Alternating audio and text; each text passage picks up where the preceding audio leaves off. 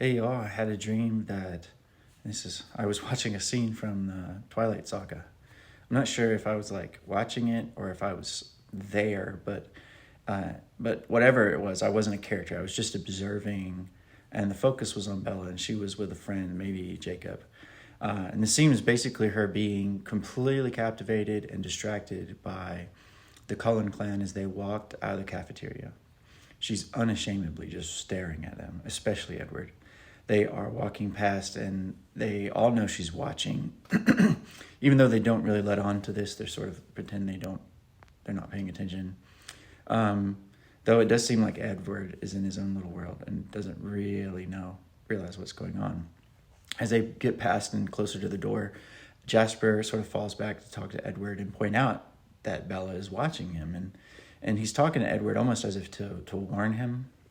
Edward looks and locks eyes with Bella, and there's this moment that's like love at first sight. I don't remember much else about the dream, but the moment I woke up, I knew what it was about. This dream is about this search for love that endures forever, love that transforms you, love that is adventurous and spectacular, love that calls you into being who you were always really meant to be, and gives you a destiny and a purpose beyond yourself. That's what Bella is looking for in these books and movies. The story lends itself to the idea, and I think there's even comments made, at least by Bella, that it's almost as if Bella was always meant to become a vampire and be with Edward. And as silly as that sounds, that's what so many of us are looking for in our lives. Maybe not marrying Edward or being vampires, but we're looking for an everlasting love that transforms us and calls us into being who we really are and gives us a destiny and a purpose. And we look for it anywhere and everywhere that could even remotely promise us such a thing. Sometimes we give up on it, sure, and hope that even the hope that it exists at all. But we still look to these very same things to pass the time with distraction, entertainment, and pleasure as we bear with our seemingly meaningless existence. But the less cynical and pessimistic of us, we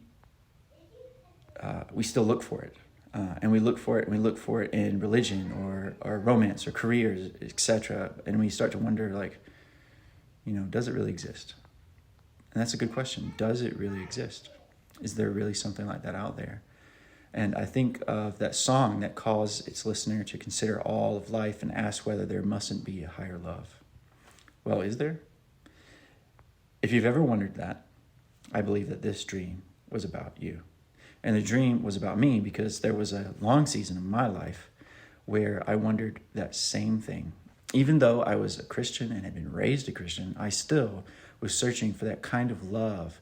I was searching for the gospel with power, the gospel which was God's love story that had transformative power to transform me into who I was made to be and guide me into that. Well, I finally found it. And you can too. Abba's love that he demonstrated through Jesus Christ and that Holy Spirit can fill you with. His love endures forever. It will transform you into who you are really always meant to be. It will give you freedom. It will give you life. It will give you joy. It will give you peace. Abba's love will draw you into your destiny and teach you the purpose of your existence. If that's the kind of love you're looking for, look no further. Welcome to Jesus Christ.